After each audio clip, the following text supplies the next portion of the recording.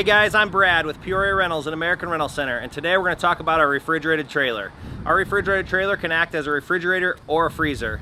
We're going to start with talking about the basic operation of the unit. Let's get started. Alright, as we come around to the front of the trailer, you'll notice there's two refrigeration units. These are meant to be used one or the other. It's really your primary and your secondary. If you run into some sort of problem out on site running your primary, you'll have a backup. Now you're going to want to decide how you're going to power your refrigeration unit. We highly recommend using the generator that comes mounted to the tongue of the trailer. That is definitely the best way to utilize this refrigeration unit. Now, we do allow customers to use their own power source, but you want to keep in mind the length of your cable, the diameter of your cable, the power source, and what type of breakers you have are all very, very important. All of that is detailed in the instructions right inside the back door of the trailer in the info tube, so if you want, you can check that out. All right, I'm going to show you how to use the dedicated generator to go ahead and power up your refrigeration unit.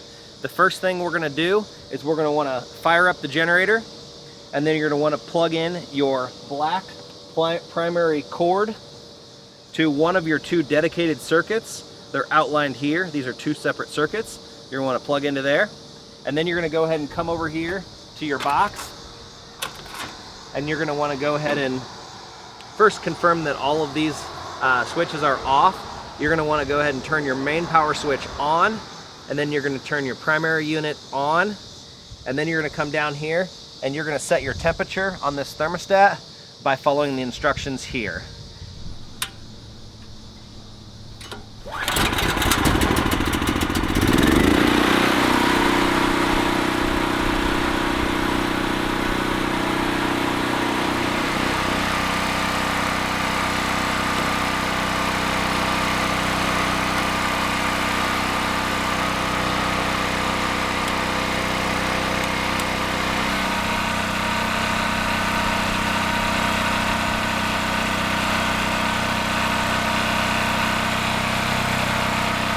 So now you know how to use our portable refrigeration unit.